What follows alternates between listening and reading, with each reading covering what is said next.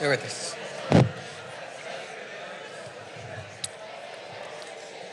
The time is now 6 p.m. If you can please take your seats. Our regular City Council meeting for February 6, 2024 is now in session.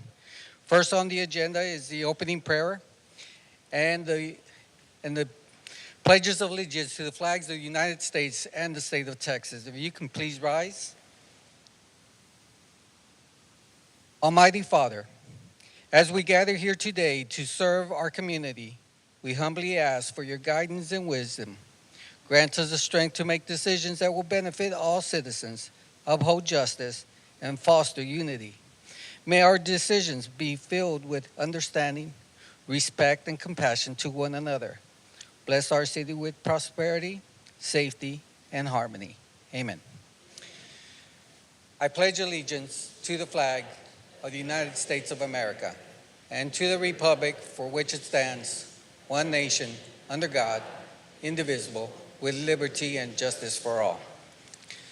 Honor the Texas flag. I pledge allegiance to thee, Texas, one state, under God, one and indivisible.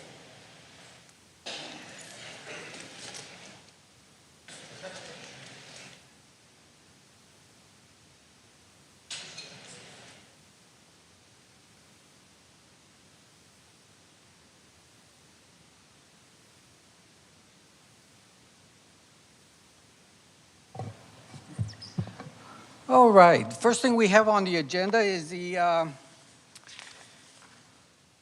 appointment of our Mayor Pro Temp. And I'd like to read a couple of things about our Mayor Pro Temp, but I didn't bring it on my notes. I can't believe it. Here it is. All right. Our Mayor Pro Temp is a member of our City Council and performs all duties as mayor in the absence of the mayor or the incapacity of the mayor. The Mayor Pro Temp is selected by the majority of the vote of the council and will perform his or her leadership under that. The Mayor Pro Temp also retains the right to vote on all matters before the City Council while performing his or her duties as the Mayor Pro Temp. The Mayor Pro Temp has a term of 6 months. And at this point, I'd like to thank Mayor Pro Temp Michelle Watson.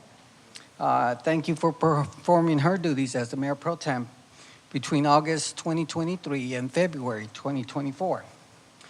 And based on our procedures, consideration for the appointment, next is Councilmember Paul Macaluso. He will perform the duties between February 2024 and July 2024. Council, floor is open for discussion. No discussion? Is there a motion to approve Paul Macaluso as a Mayor Pro Temp? So moved. Second. A motion made by Councilmember Watson, second by Councilmember Gibson. Council, if you can please cast your votes. We can publish the vote, please.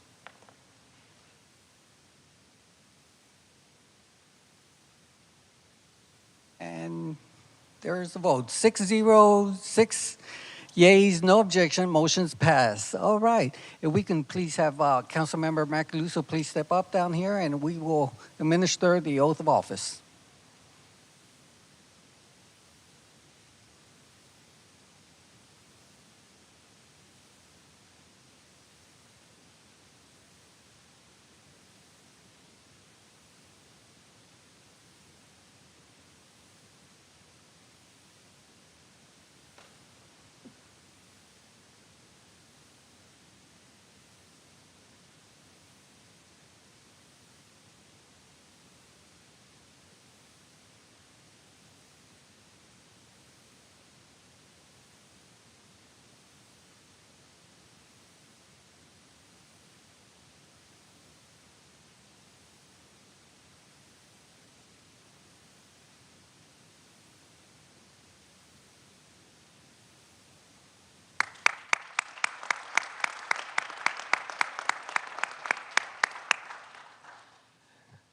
Congratulations to our new Mayor Pro Temp.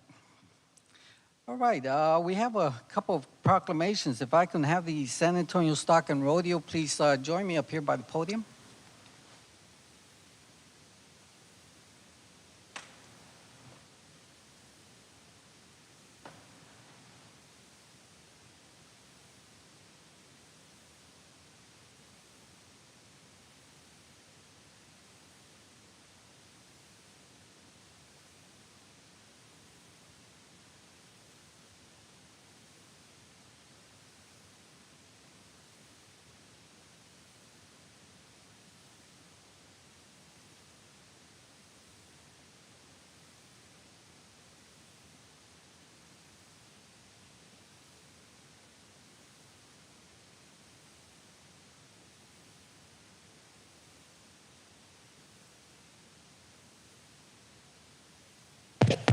Oh, there it is. All right.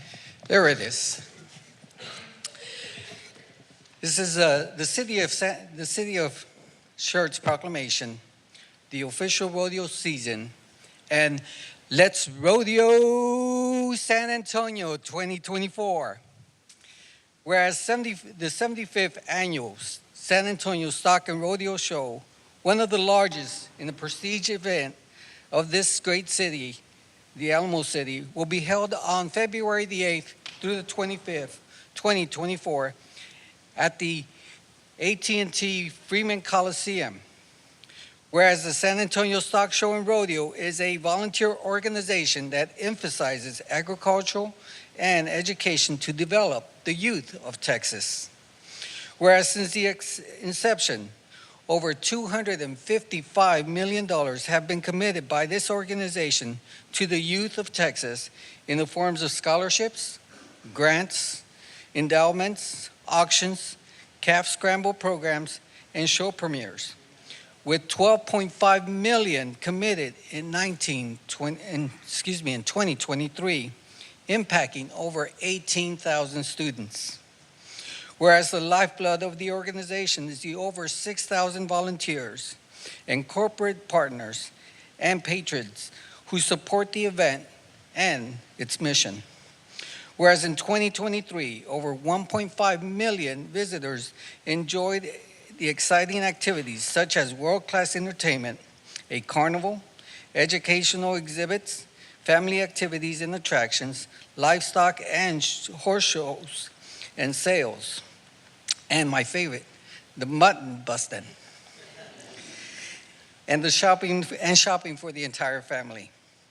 Whereas on February 8th, 2024, the San Antonio Stock Show and Rodeo will kick off its livestock show to support its mission and educating future generations. Now, therefore, let it be resolved that the city of Schertz, through the mayor, Ralph Gutierrez, and the city council hereby recognize and make this proclamation. February the 8th through the 25th, 2024, as the official rodeo season in Schertz, Texas, and on Thursday, February the 8th, 2024, as the official Dress Western Day.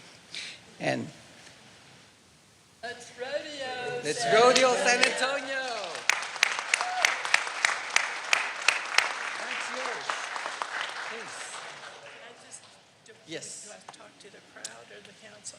I would say to the crowd. The council's behind us. They'll hear. Okay. We are the Ambassador Committee of the San Antonio Stock Show and Rodeo, and yes, we are celebrating our 75th anniversary. Our committee meets and greets with people like you to promote our stock show for the youth of our community and your community, and promote our scholarship program for high school and college students. You probably have seen our float. We have a trailer. At your Christmas parade and 4th of July parade, at the Guadalupe County Fair Parade, Universal City Veterans Parade, Floresville Peanut Festival, Marion Sausage Fest, Cibolo Christmas Parade. Our trailer is in 21 parades in the surrounding counties promoting our stock show. This season, we have attended 4-H and FFA meetings here in Guadalupe County, along with gatherings, promoting our scholarship program. Current reports indicate there are 220 students in Guadalupe County who have received the sales scholarship. That is awesome. And this year, $12.2 million has been set aside for scholarships. That is incredible. Information about the program is found on our website, sarodeo.com, and we encourage you to help these students apply for a scholarship. Thank you for letting us come to Schertz once again, and thank Sheila for all her help in putting this together. Thank you.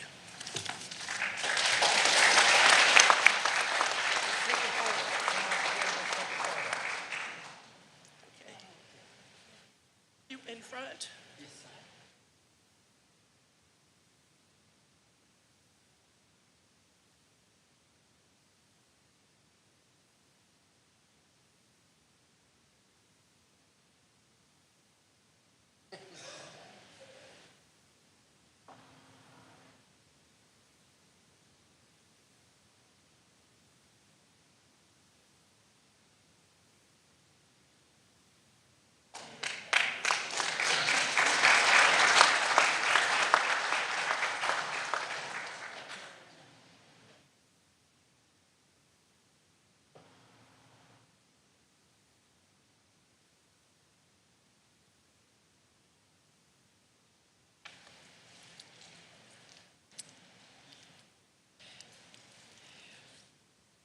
Our next proclamation is the United Kindness Day. If I can please have the representatives for that.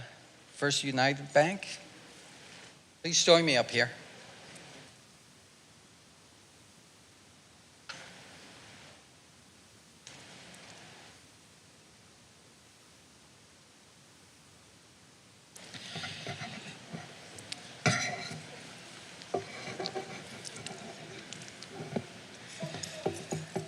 The City of Schertz Proclamation, Random Acts of Kindness Day, February 16th, 2024.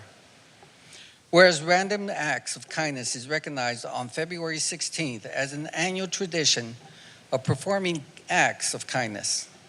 Whereas millions of Americans focus together to change the world, one random act of kindness at a time.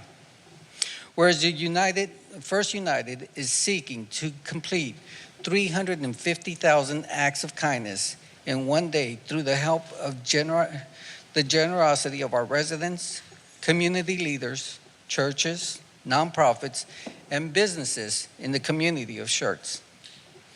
Whereas the United Acts of Kindness Day will inspire people in our community to come together to spread joy, hope, and love to friends, family, co-workers, and neighbors of Schultz.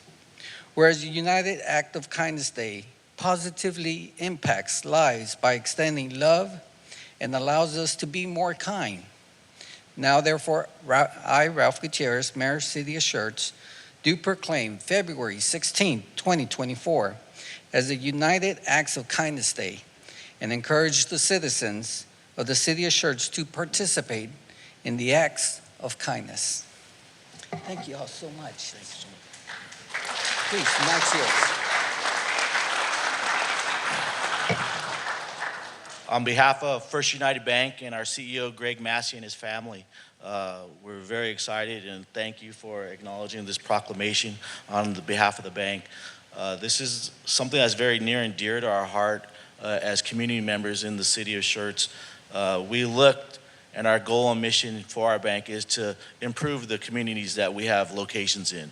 And this is one small way for us to do that, and we invite everyone to participate either in a small token of appreciation or kindness, smiling at your neighbors as you leave your house, helping someone in need at HEB as they're shopping, or something bigger that's near and dear to your heart. But together as a group, as a community, as citizens of Schertz, we can make this a better place one day at a time.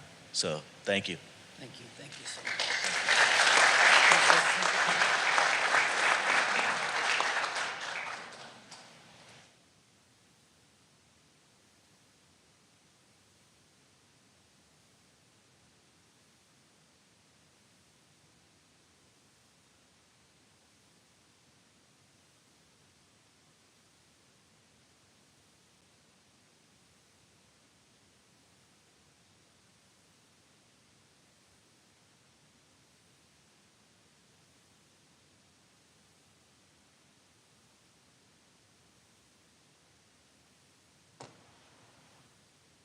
Like they said, a random act of kindness, just one simple act can have a big impact on someone.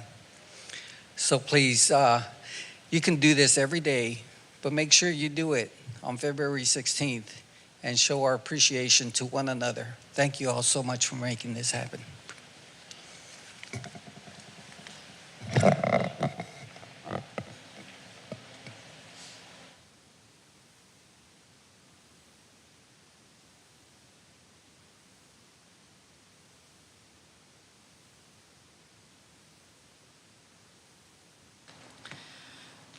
All right, next we have employee introductions. First is Animal Services.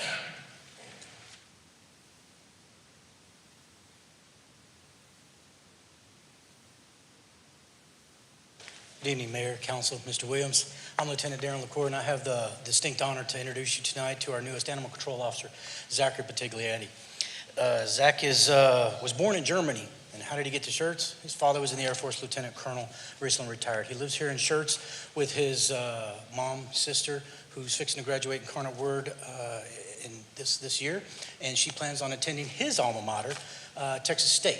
He graduated this last May from Texas State with a bachelor's degree in criminal justice. Zach tells me he played football and basketball for over 15 years. He's also going to be pursuing his master's degree at the same alma mater. He says he loves to fish, play football and basketball. He likes to shoot as well. He says he's a huge Spurs fan and prays every day that they'll be good again. Zachary Patigliati. Mike's yours. Thank you for the opportunity of being here, and I'm glad to be working for the city to help the community. Well, welcome to our city. Thank you.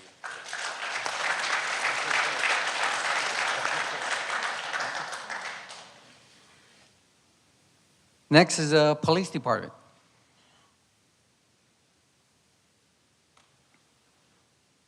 Good evening, Mayor, Council, Mr. Williams. I'm Lieutenant Jones with the Schertz Police Department. It's my pleasure to introduce our new Crime Victims Liaison, Heather Davis. She started with us back in January. She worked almost 20 years for the state as a parole officer. She was born in Milwaukee, Wisconsin, but quickly moved to Texas, where she grew up, but went back to the University of Wisconsin for her criminal justice master's degree. She came back to Texas, unfortunately, with the love of the Green Bay Packers.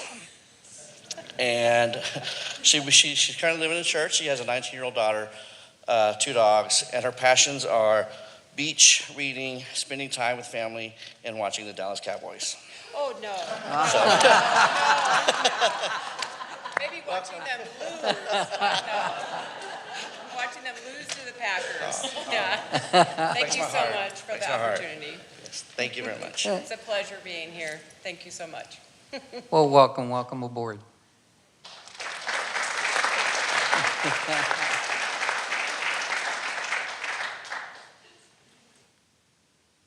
Good evening, Mayor, Council, staff. I am Kelly Calise. I am the Uniformed Services Lieutenant, and I have the honor to introduce 2 new police cadets that will be starting the Police Academy February 20th. So first, I have Catherine Myers. She comes from Fort Worth, where after high school, she graduated from St. Mary's University with a forensic science bachelor's and also her master's degree from criminology and justice from Loyola University. I knew I was going to say that wrong. And she just recently became a mother for a 9-month-old boy whose smile and laugh makes her smile and laugh every day. And she loves new activities, food, and live music. So I'd like to introduce Catherine Myers. I just want to say that I'm excited to work with everyone, and I'm very grateful for the opportunity. I appreciate it. Well, we look forward to seeing you in that uniform soon. That's right.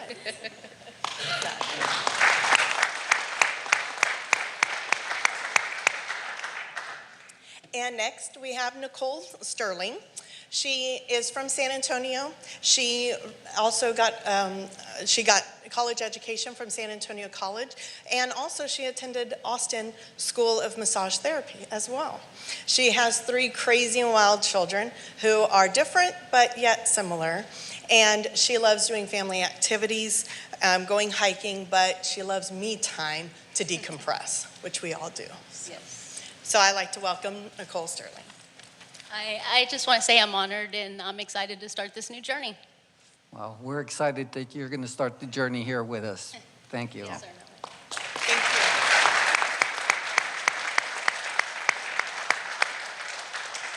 you. Next, we have utility billing.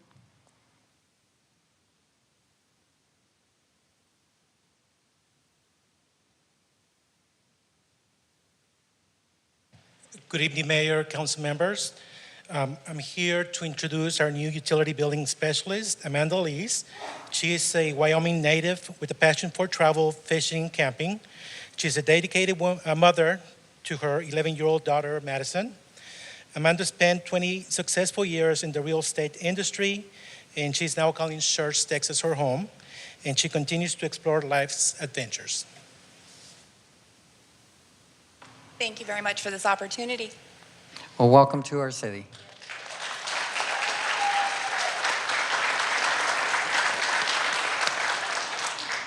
Next, we have a couple of presentations, awards and recognitions from the National Society of the Sons of the American Revolution. Chief?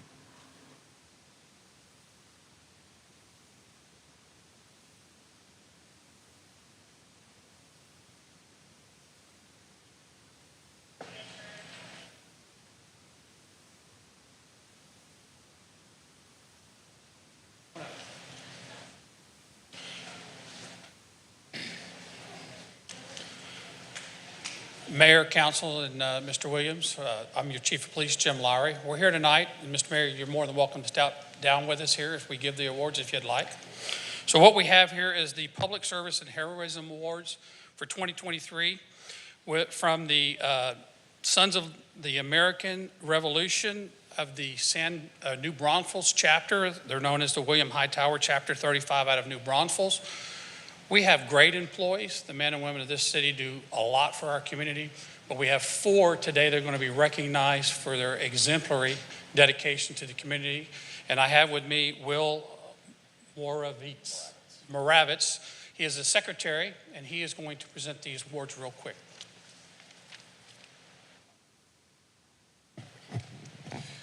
I just want to thank everybody for the opportunity to be here. The Sons of the American Revolution is a patriotic, educational, historical society. We do a lot of things in the community. One of the things we do is find exemplary first responders and firefighting, life-saving, heroism, and law enforcement. And as a former police officer of San Marcos PD myself, I know how hard these men and women work, and it's my honor to be here tonight to present to them.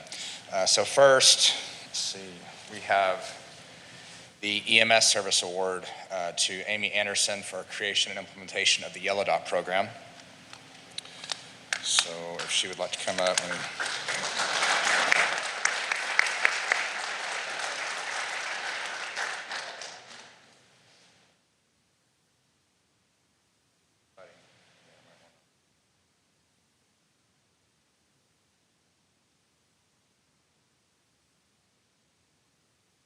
I might get a picture for her. Like to do that.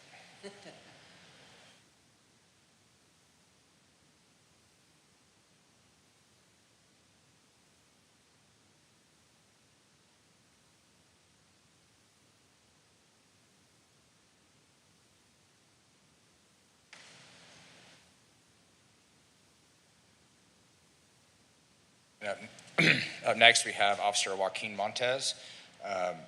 Officer Montez was instrumental with his bilingual skills, his execution of his job, and his abilities on various calls for service. And so it is with great honor that we award him the Law Enforcement Commendation Award.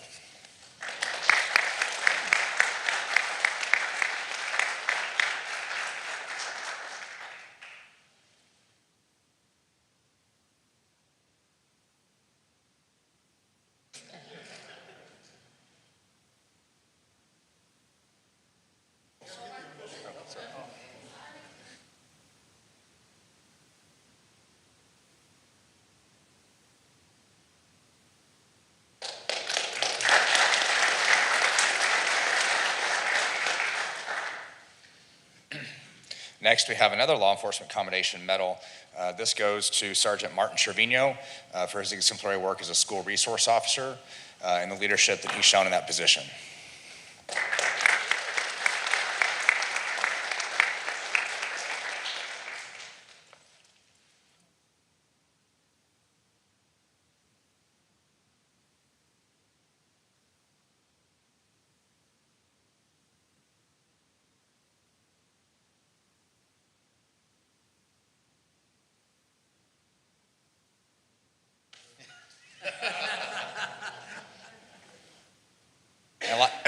Last but not least, we have Officer Justin Mitch Weston, who is receiving the Life-Saving Award for his service in saving the life of a community member, going above beyond his normal duties to be a hero for someone in this community. So, Officer Weston, my pleasure.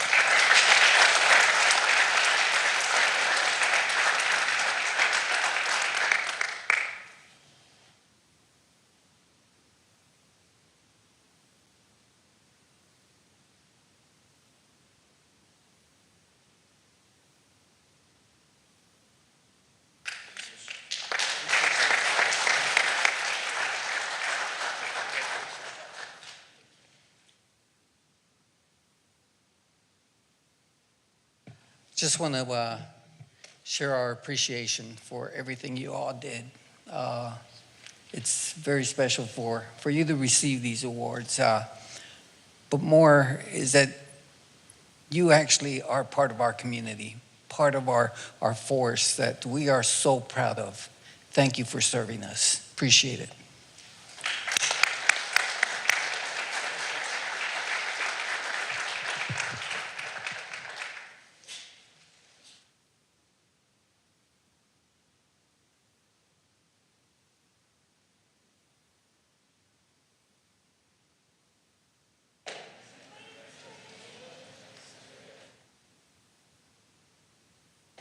All right, next on our presentations is the Milestones Service Pin presentation. Mr. Williams. Thank you, Mayor.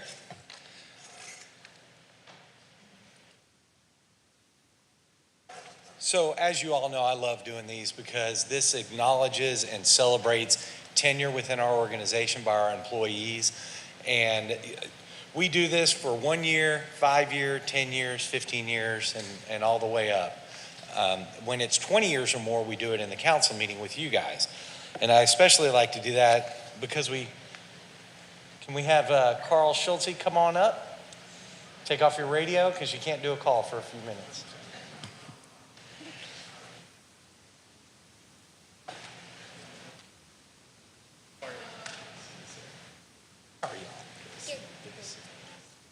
All right.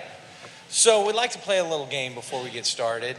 It's called What Happened in November of 2002, which is when Carl started with the city. So the #1 song was Dilemma by Nelly featuring Kelly Rowland. And as I learned earlier, that was Carl's favorite song back in 2002. The #1 movie was Red Dragon, and it was close second was Sweet Home Alabama, by the way. The best-selling vehicle in America was a Ford F-1 series, and the cost of gas was $1.49 a gallon. But more importantly, the city of Schertz hired Carl Schultz. So we've got a little picture here up here, and we are celebrating Carl for 20 years of service. Carl started as a full-time firefighter with Schertz Fire and Rescue on October 23rd, 2003. He is currently a lieutenant and has been for almost 12 years. Carl was born in San Antonio, where he lived until he was 5, then moved to Bulverde, where he currently lives. He graduated from Smithson Valley High School in 2000. Shortly after that, he started as a volunteer at the Bulverde Volunteer Fire Department. When he was 16, he started as a volunteer at the Bulverde Volunteer Fire Department under their juniors program, and he remained a volunteer until he was certified in 2001. He then was a part-time firefighter and then became full-time with Bulverde Fire Department in 2002.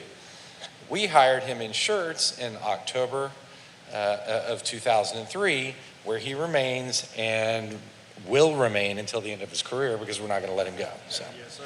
Carl's married to a wonderful woman, Brooke, for almost 18 years and has been with her for over 20.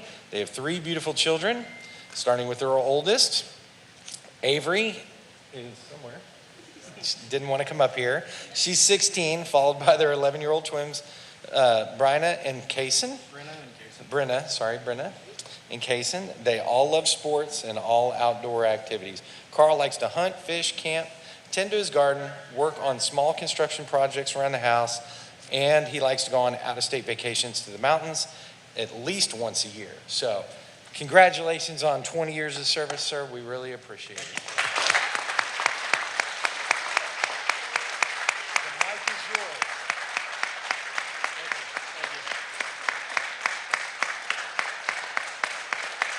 I appreciate it. Thank you very much. I would like to say, Mayor, Council, Mr. Williams, and especially the citizens of this great community. 20 years ago, I was given an opportunity to start my career here. And with that, that has afforded me the ability to provide a great life for me and my family. So once again, thank you very much, and I look forward to many more years. Thank you so much.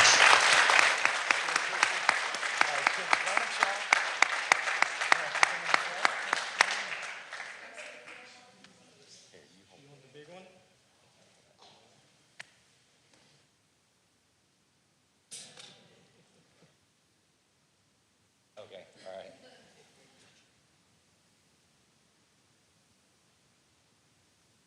All right, awesome. All right, now let's do the standard one, right hand. Right hand.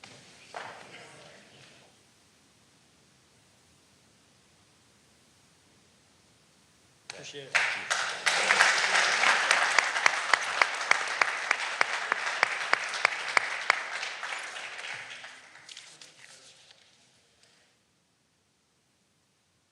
We'll move on to city events and announcements. Announcements of upcoming events. Mr. James? Thank you, Mayor. Just to let folks know, the Schertz Citizens Police Academy registration is open. The Citizens Police Academy is a 9-week course. It begins Thursday, February 29th and runs every Thursday through May 2nd from 6 to 9 p.m.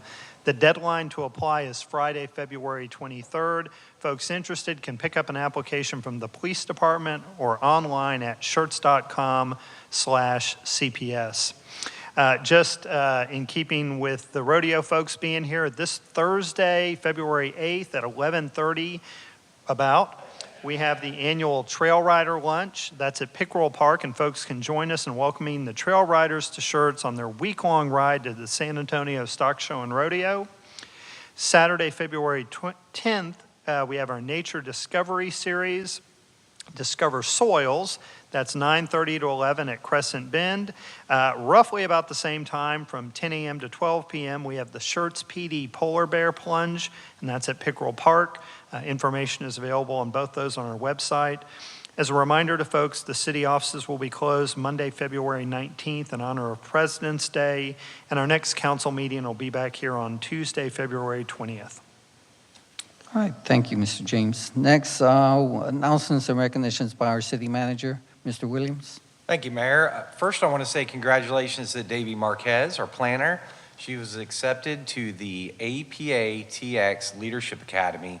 The Leadership Academy it's a development experience designed by the leadership experts in the American Planning Association Texas chapter, and includes seminars that focus on leadership development, communications, and public engagement training and coaching, and quite a bit more, actually. The APA TX Leadership Academy is designed to create a dynamic network of future leaders committed to promoting the planning profession in Texas communities. Daisy's very excited about this opportunity, and I know she'll represent Schertz well, so congratulations to Daisy.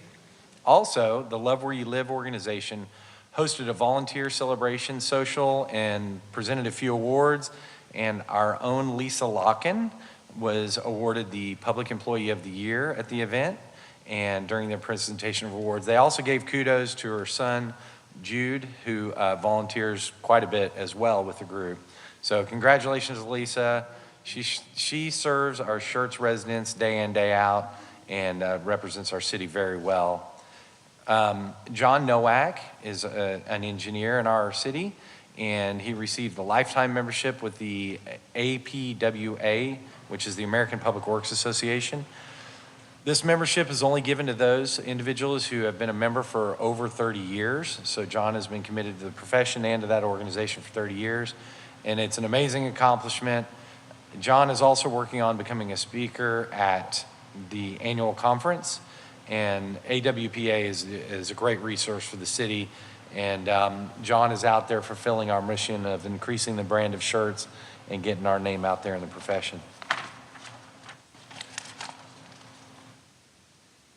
There was a ribbon cutting dedication of the new shade structures at Cypress Point Park on Monday, the 29th, and the San Antonio Council on Alcohol and Drug Awareness, the Cicada, supplemented this project with a grant and funding for several members. So several members of the community as well as our staff were present. The Daddy-Daughter Dance was held this Saturday, February 3rd, and there were 324 participants. The Mother-Son Dance was held on Sunday, the day after, and there are 147 participants.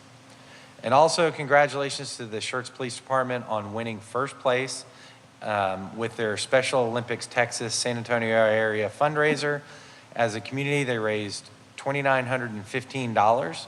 Altogether, every agency that was fundraising gathered $8,434.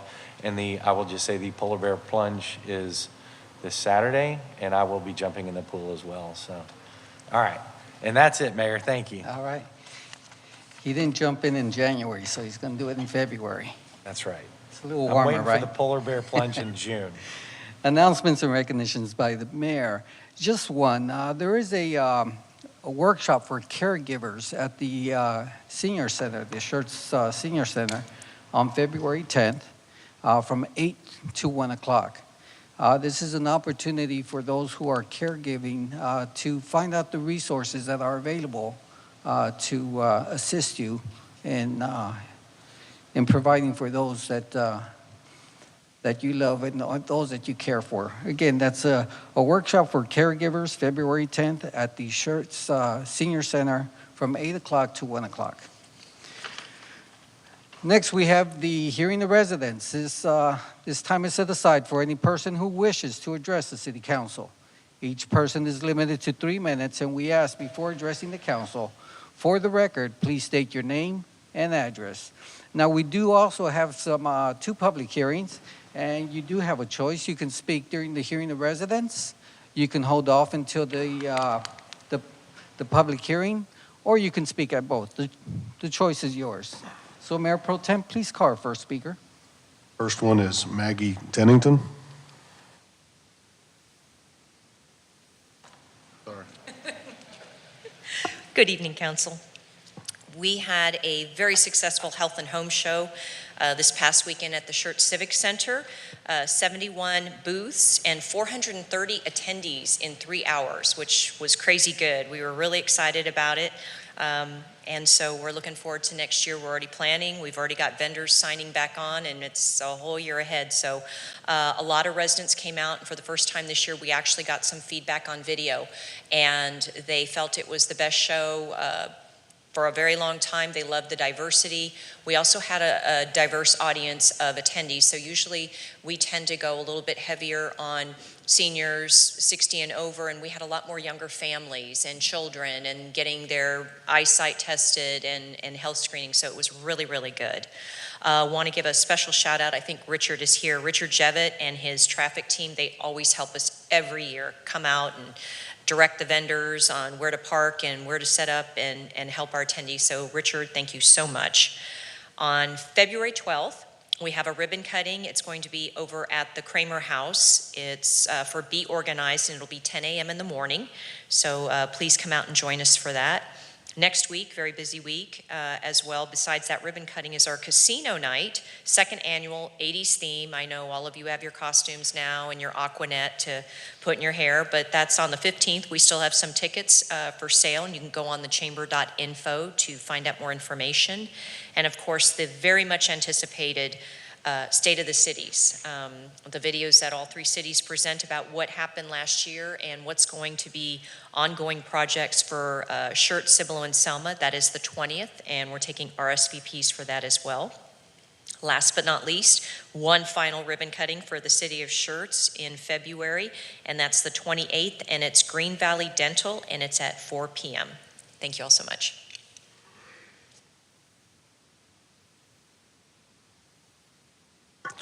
Next, I'm having a little hard time reading the first name. Is it Denny Law?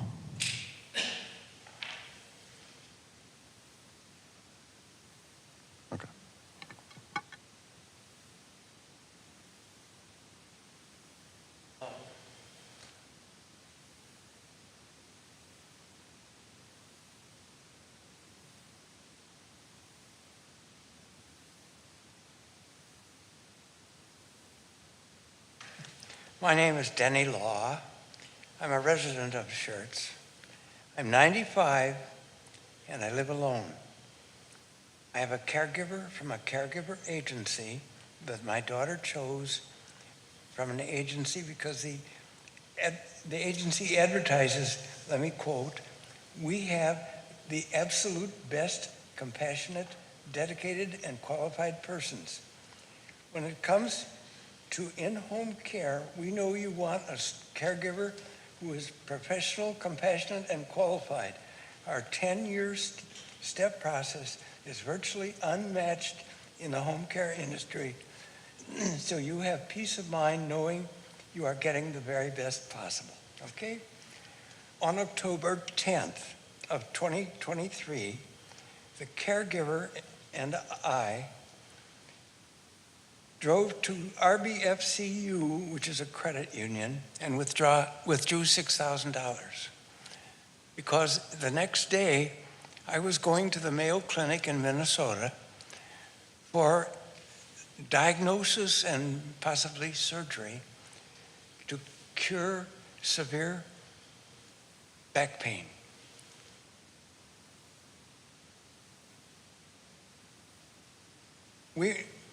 After we withdrew the money, we went home and had lunch.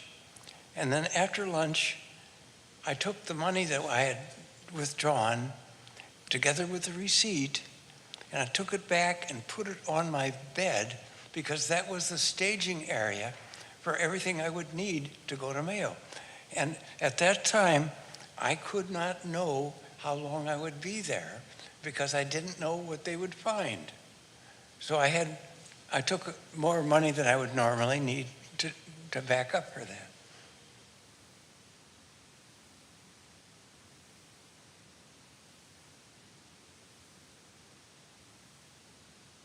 In the house, there was only the caregiver and me, nobody else.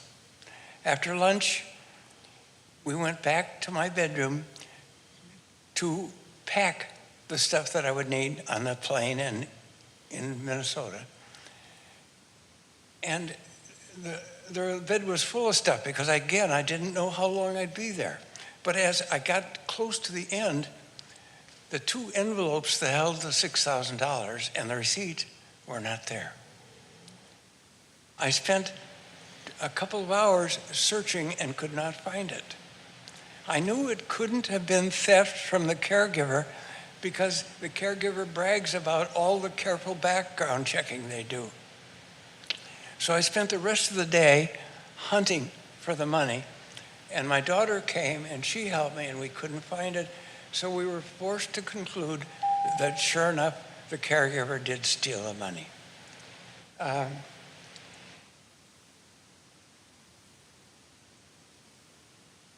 reported this to the Schertz sheriffs, and they couldn't do much with it because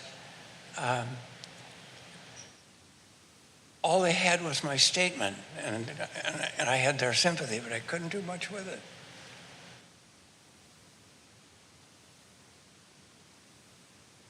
I asked my daughter because I thought nobody starts a life of crime when they're 70 years old. If they're dishonest, they don't wait till they're 70 to show it. So I asked my daughter to do a background check.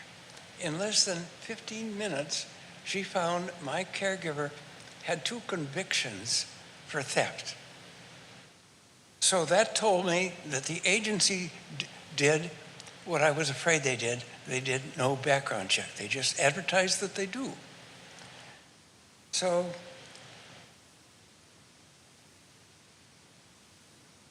I'm thinking the city of Schertz doesn't want to be known as a place where old people aren't safe.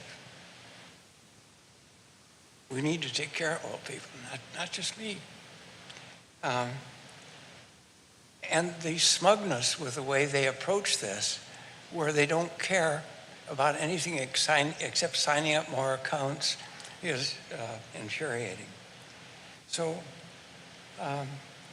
I believe the council can fix this. I believe you can decide that no caregiver agency can place somebody in an old person's home without doing a background check by the police. I think you can text the police and give them the name and the social security number, and they can do the 15-minute check and come back and say to the city, we've checked and there's no criminal record for this person, you can place him. But I also believe if you don't do something with that amount of strength, this abuse will continue, where they disregard the background check because they find it a nuisance. And they brag about the value of their people, and it's, pardon my French, bullshit. That's my story. I think we should not let the caregiver agencies decide that it's okay to place somebody in a home, an old person's home, because they demonstrate that they don't care whether the person they're recommending is a good person or not.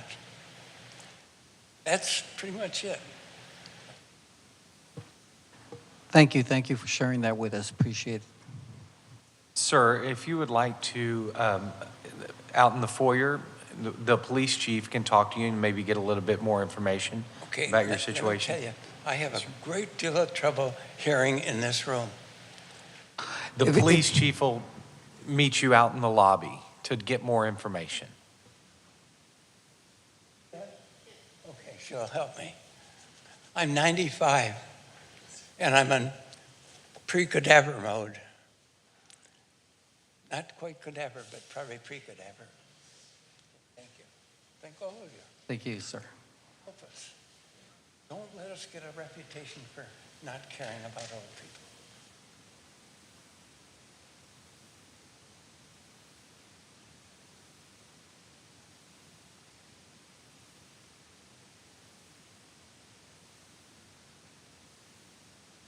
Okay, Maggie, I'm going to try this. Maggie Titterington. Yes. All right. Different hat now. Good evening, Maggie Titterington, 1730 Schertz Parkway. I come before you as the new chair of the Historical Preservation Committee. Very excited about that. Want to thank Councilwoman Gibson and Councilman Westbrook for signing on to be our liaisons.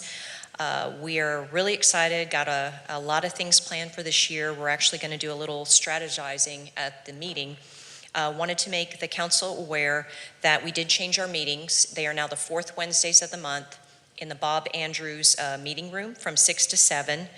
And we have our first official ceremony on February 23rd. We're dedicating the plaque on Samuel Clemens Go Buffs to make it a designated historical building in the city of Schertz. So that's at 10 a.m. February 23rd. And I look forward to each month being able to update you all on the things that we have going on and what we have decided we're going to do strategy-wise for 2024. And that's all. Thank you. Next, Judy Goldick.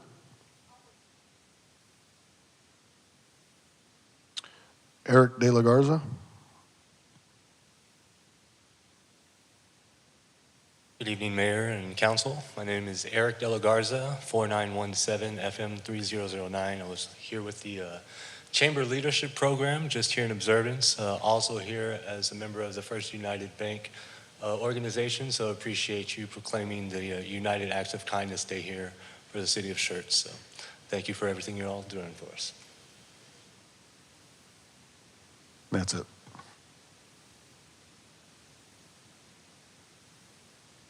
All right, we'll move on. Consent agenda items are considered self-explanatory and information packets are provided to council and available for public viewing. These items require no separate discussion unless requested by council. Item number 1, minutes. The minutes for the January 9th and January 16th date. Item number 2, appointment, reappointment for boards, commissions, and committees. Item number 3, resolution number 24R09. And item number 4, resolution number 24R08. Council, do any of these need to be removed for separate action? There a motion to approve consent agenda items 1 through 4? So move. Second. Motion's been made by Councilmember Watson and second by Councilmember Gibson. Any other discussion? If none, please cast your vote. If you can publish the vote, please. We have 6 yeas, no objections. Motion passes. All right, next we have a public hearing. We have 2 public hearings. Item number 5, ordinance number 24S01. Conduct a public hearing and consider amendments to Part 3 of the Schertz Code of Ordinances, Unified Development Code, UDC, to Article 5, zoning districts, Article 9, site design standards, and Article number 14, transportation. Mr. Haas, floor is yours. Thank you, Council, Mayor, Mr. Williams. Ordinance 24S01, Samuel Haas, Senior Planner. So the motivation for these proposed amendments is that sorry, let me just position this a little better. Thank you.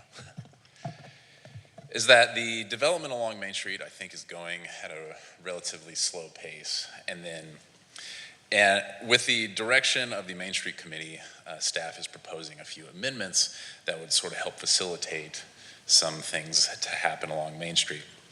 And when staff was researching and looking at our code to see, where these proposed amendments could take place, we also noticed that there's some opportunity within Article 5 to sort of clean up some things in our UDC. So we have 10 total sections in the UDC being proposed for this specific ordinance. These are the sections that you'll see here tonight that we are proposing amendments in Article 5, 9, and in 14. So we'll start first with the UDC cleanup that I mentioned. And this is happening exclusively in Article 5. So in 21.5.2, there is this table here that establishes our zoning districts. It precludes the whole, basically, section, the article. And you'll see towards the bottom of this table, there are some districts that we don't have in the city. Golf course district, agricultural conservation district, mixed use district, et cetera, design overlay districts. And most likely these were written out of the code and just probably overlooked in this section at a previous point in time. So staff is proposing to remove items that we are not currently using. And in 21.5.6, this golf course district you see here, we don't have this district anymore. It was left in the UDC. Furthermore, golf course, it's permitted within a lot of our residential districts and along with some of our commercial districts, so it's not really necessary anymore. So we're proposing to sort of strike that from the UDC. About a year ago in early 2023, we changed the parking standards for apartment multifamily R4 district, where there was this key on the bottom of this table here, and you'll see that the arrow's pointing to it there. And this was for the apartment multifamily district, saying that 1.5 parking spaces per bedroom. That's changed, and it was changed in Article 11, Article 10, where our parking standards were, but it wasn't changed in this table. So we're going in there, and you'll see here where the mouse is, that we're changing that to match what's in Article 10. 2 parking spaces per bedroom plus 5%. And that matches what's in the UDC, makes it more consistent. So going down Article 5, we have 3 sections that are just not used in the city. You'll see 21.5.12, Agricultural Conservation Plan Development District, Mixed Use Plan Development District. We have a separate Plan Development District section in the UDC that all applicants use when they want to come in for that specific type of zone change. With the exception of 21.5.3, Estate Neighborhood Plan Development District, I believe Halley's Cove uses that as a basis for their specific PDD. Since that's being used, we have to leave that in the UDC. 21.5.15 is Design Overlay Districts. These were established in 2013 with the sector plan. They were codified. There's these long, extensive sections in the UDC. However, no one actually went and established them in the city. And a lot of what's in those sections now are kind of outdated. Some of them don't even conform with local government code anymore. So staff is proposing to eliminate that from the UDC as well. So on to the meat and potatoes of this amendment, which is the Main Street amendments. These are happening in Article 5, 9, and in 14. Just to give you some context, this is the Main Street incentive area map, and what we're talking about really is from Schertz Parkway to Aviation Boulevard, just past it a little bit, along Main Street here. This is what the current zoning map looks like. You'll see that the pink districts are going to be our Main Street districts. Currently there's 8 parcels that are considered Main Street mixed use. And then there's 2 parcels that we have as Main Street mixed use new development. They're 2 separate zoning districts within Main Street, and so you'll hear me referring to those quite a bit. So the first thing that we're going to do is we're proposing to do is in section 2155, there's this little narrative about the residential districts establishing the zoning districts in their statement of purpose. In subsection 9, or N, N, and 0, we are expanding on that just a little bit, and we're saying that the zoning district allows for both single-family and multifamily residential uses, and I'll elaborate on that when we get to the permitted uses.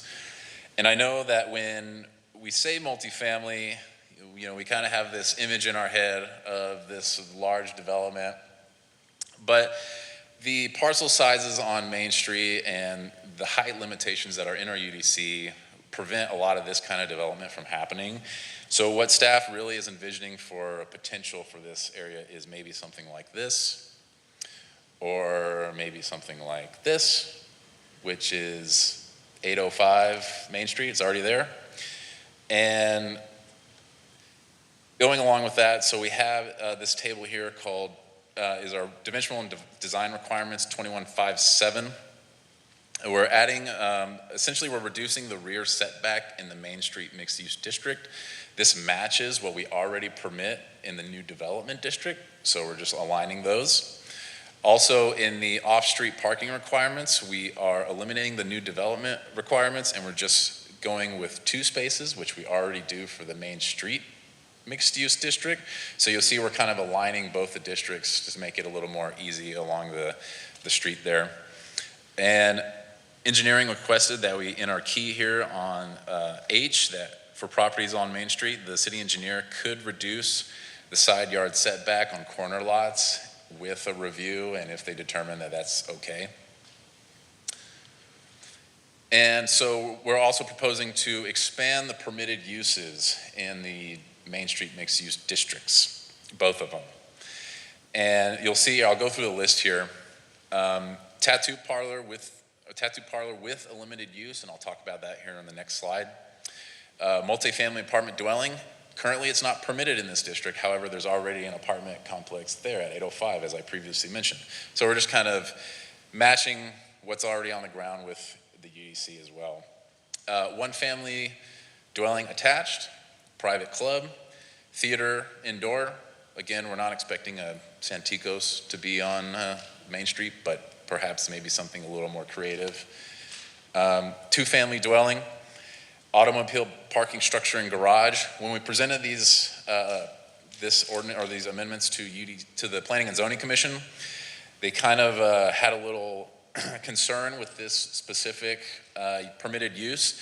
So I went and pulled in Article 16 how we define this use, and we define it as an area or a structure where parking of motor vehicles serves as a primary use. So it could be a parking lot, which is already on Main Street, or it could be a structure.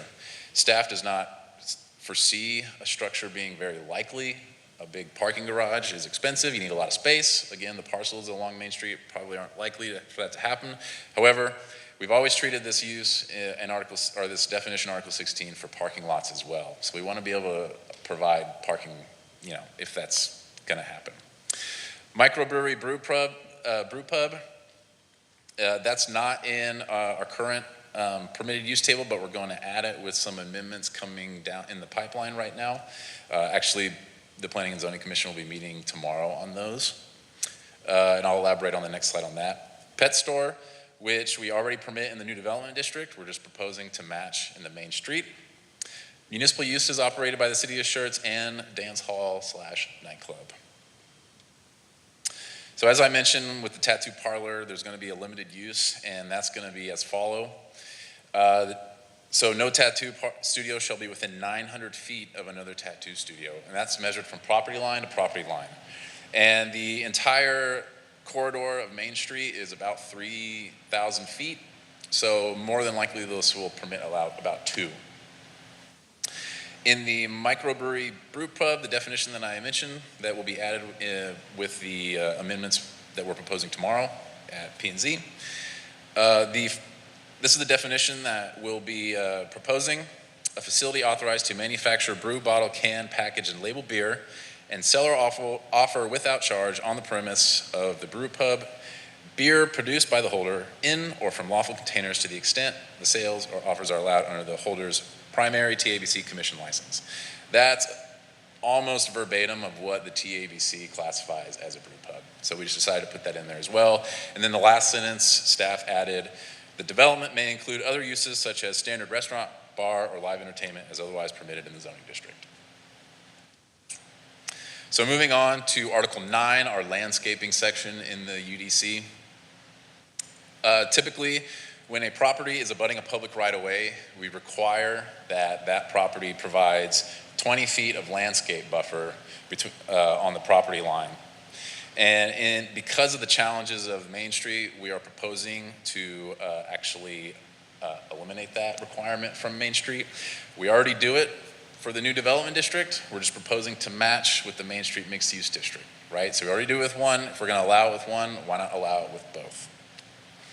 Again, in subsection 13 here, you'll see that this is the interior parking lot requirements. Since we are eliminating parking requirements in general, we're not going to make them do parking lot requirements. So, and then the perimeter landscape area.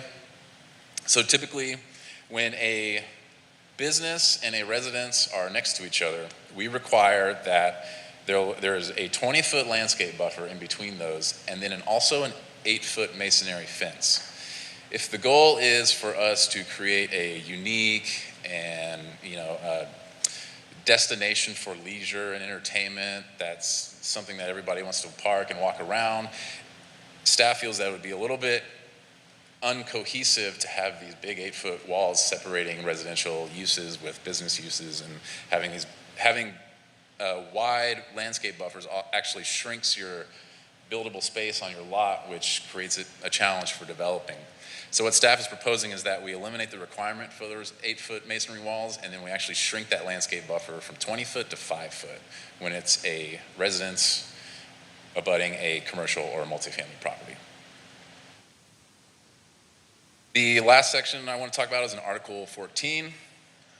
Again, these are some additional requirements that are in our transportation section. There is a requirement that when you're abutting adjacent to a right-of-way, that your building setback is 50 feet from that right-of-way. We are proposing to eliminate that requirement from the Main Street Mixed Use District. We already do it for the new development. We're going to just match with our Main Street.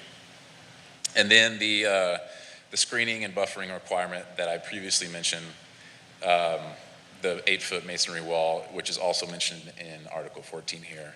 So as I mentioned before, we're just proposing to eliminate that as well. Staff feels that these amendments would provide flexibility for Main Street. It would also help incentivize development. It would also create a more cohesive and unique district that I think that everybody wants for Main Street. Staff recommends approval of the amendments to the Unified Development Code as proposed and discussed, and the Planning and Zoning Commission met on January 10th, 2024, and made a recommendation of approval with a 6-0 vote. Thank you, Mr. Haas. All right, this is a public hearing. Is there anyone in attendance who would like to address the council regarding this subject?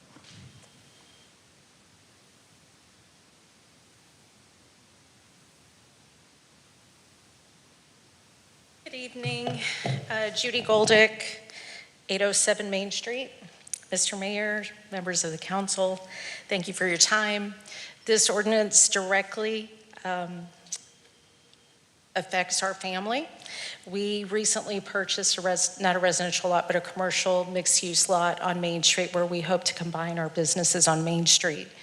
And so by these amendments and approving them, which we are hoping you will consider, this will help us to bring more business to Main Street and put exactly what we want and build from the ground up something really new and exciting for Main Street.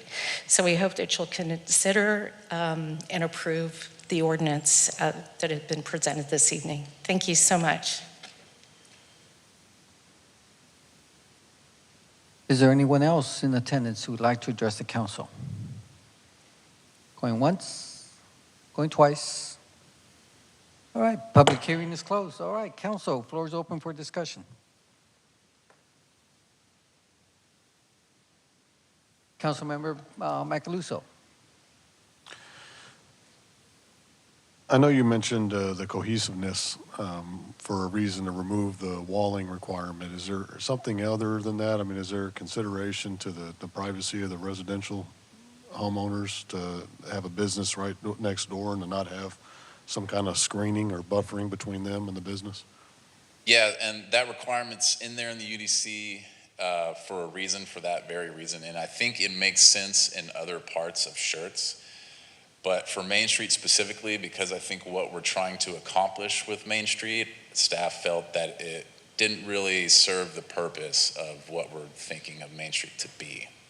But it makes sense in other parts of Schertz. You know, we have this, and we make people do it all the time. So, you know, it works in other areas. But I think the idea is that what is a residence today is it always going to be a residence on Main Street forever. You know, if the idea is to look forward and to think what could Main Street be, having these 8-foot masonry walls might, you know, prohibit some of that. Councilmember Brown. Thanks for the work you guys have done on this. A lot of it is house cleaning and housekeeping stuff, you know, making both MSM and MSND match up, and that's really good. I think a lot of common sense is being used in here. And for example, you know, you talk about Main Street. If you look at those lots, some of them are literally 30 feet wide. Some of them are 70 feet wide. It's not a lot and block kind of neighborhood down there. It's been there for almost 100 years now. So it's changed quite a bit. It used to be Exchange Street wasn't even a street. It was an alley where, you know, for access to the stables and whatnot. But again, I like what you guys have been doing here. I appreciate the effort that's gone into it. And you know, I propose that we make a motion to pass ordinance 24S01. Second. That second came from Davis. Okay, motion was made by Councilmember Brown and second by Councilmember Davis. Council, any other discussion? I see none. If you can please cast your vote.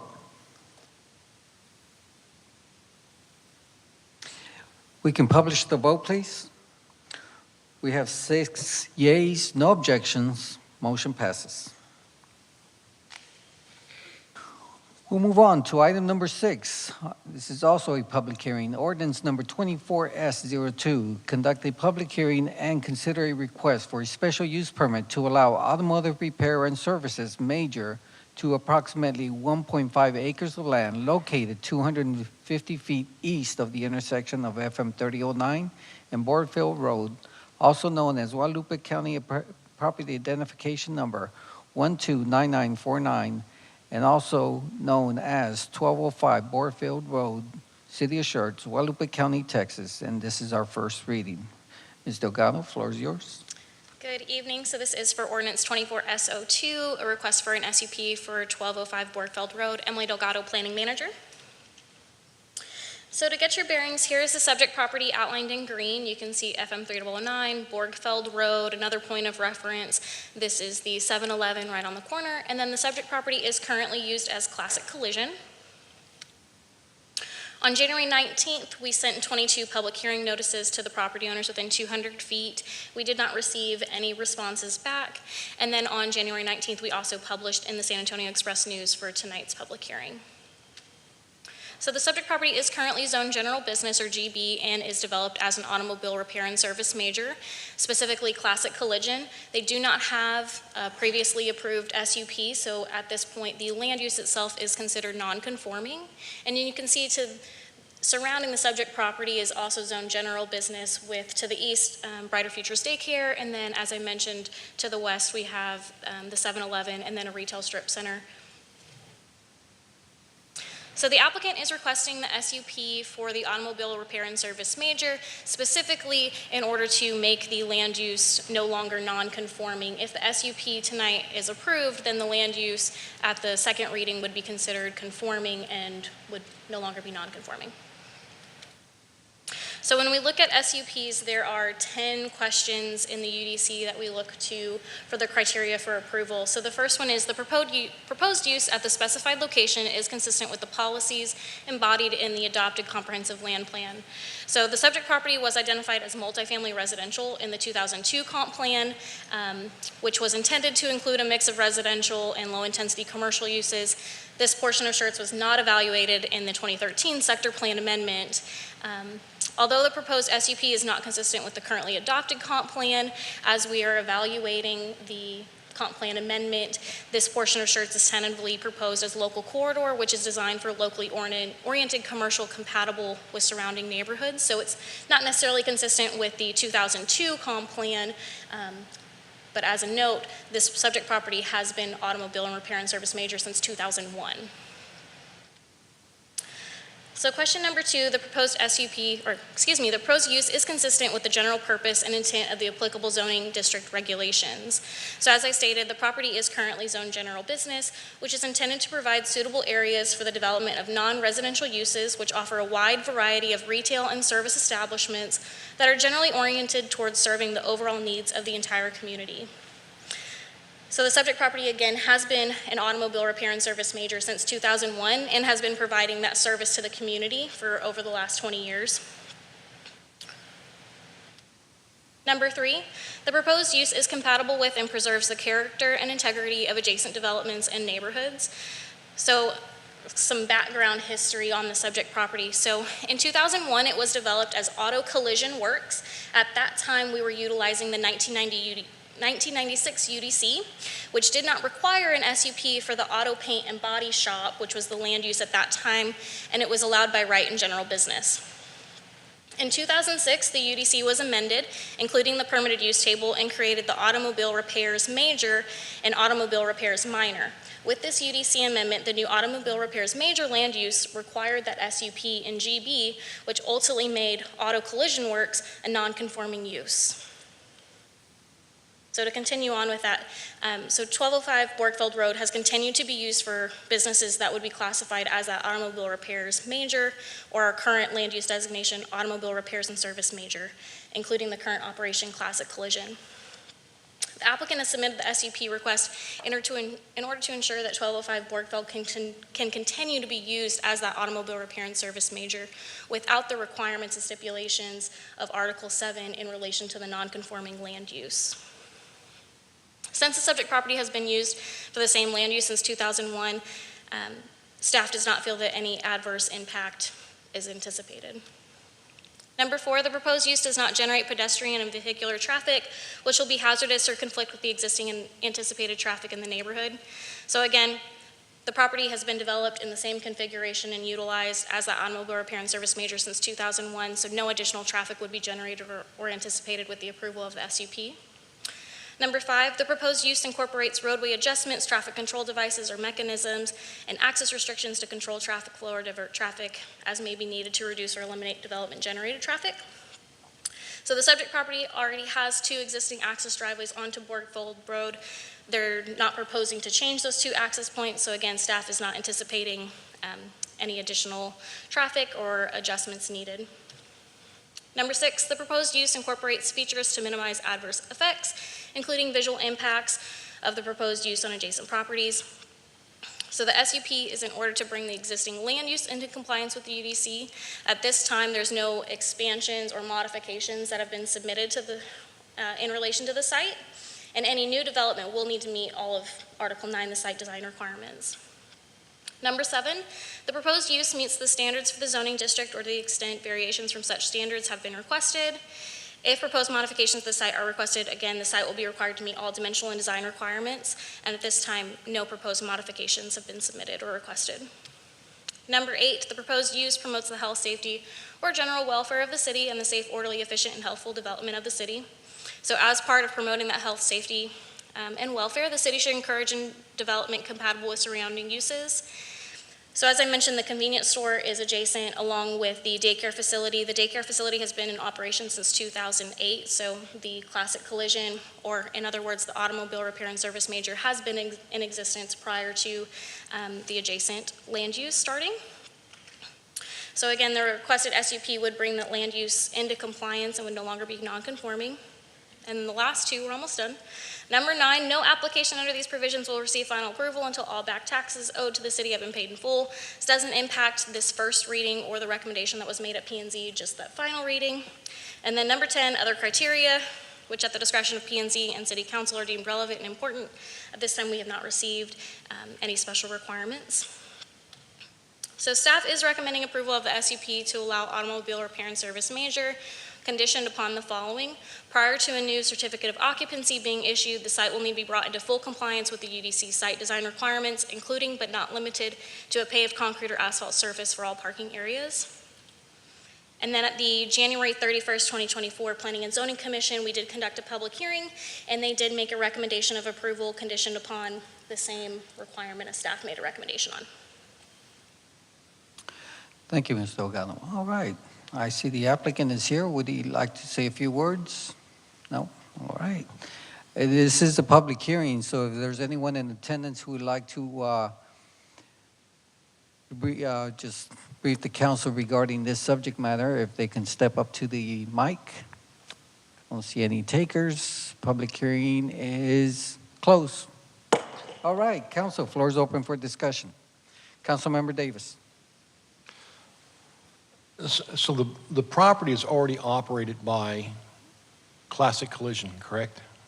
That's my understanding, Mr. Roberts. And when we say that no new certificate of occupancy will be issued until it's brought into compliance, does that affect Classic Collision now? Or since they already have a certificate to operate, they're going to just continue to operate, they would no longer be non-conforming? But that does not require any modifications to the property to pave the back area where they store vehicles on the lot, correct? So I would say it's two separate things, and I'll try to answer and cut me off if I go too long like Brian sometimes does. So Classic Collision currently has an active C of O. The SUP approval, if it is approved, does not alter their existing certificate of occupancy. They have that issued to them. They're not required to come in and get a new certificate of occupancy unless they, change ownership, want to change names, anything that would typically require a new C of O. The SUP is specifically for the land use automobile repair and service major. So the other items on site that are non-conforming do not get authorized with the approval of the SUP for the land use. So any other items on site that would be non-conforming would still be taken through the typical process through code enforcement. You were doing good. I was nodding in agreement. Keep going. Did you just taper off? Yeah. Okay, so I talked too long. Okay, no, fair enough. So yeah, I think that's the case. So again, it was really in some ways more just a reminder. Just so council understands, typically when someone comes in for a new CO, because the business name has changed, the owner of the business changes, a new business comes in and out, city departments go out and re-inspect that prior to granting a new CO. And generally what we look for are life safety issues or sort of code violations that need to be cleaned up prior to that. You don't have to meet all of today's city codes, but there are some life safety codes that have to be met when we go in and find something.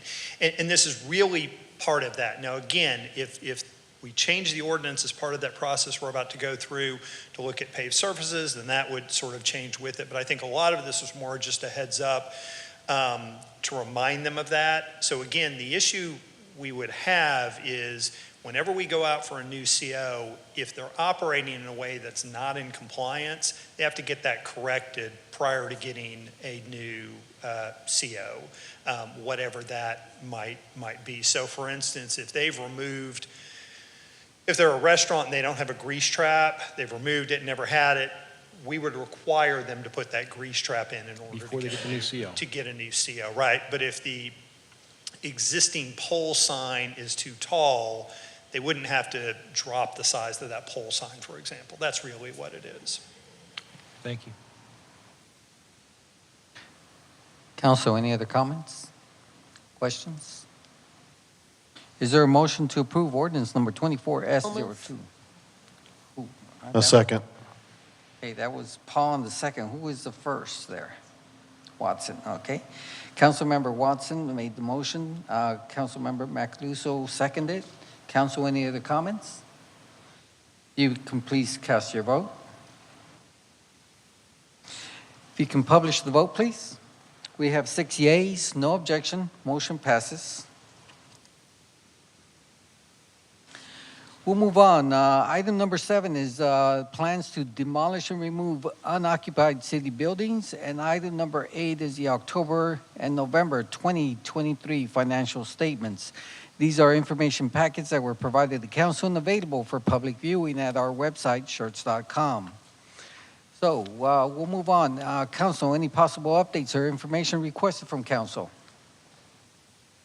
Council, any possible items you'd like to place on the future agenda? I would like to place on the agenda maybe an executive session to review city manager and also city secretary's position and matrix of their PD. I think we have that on the calendar to review the city manager's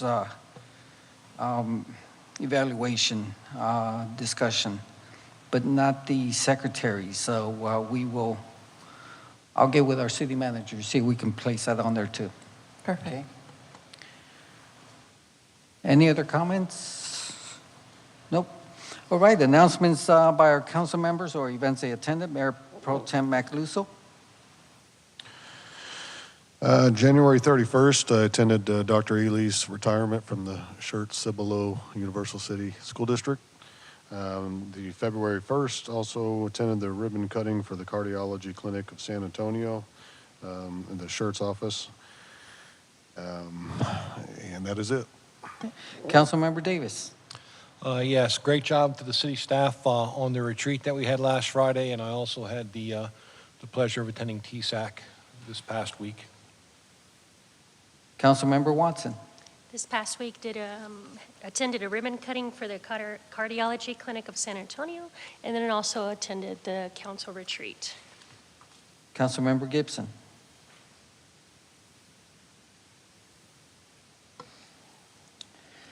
Attended the ribbon cutting at the Cardiology Clinic of San Antonio Schertz location.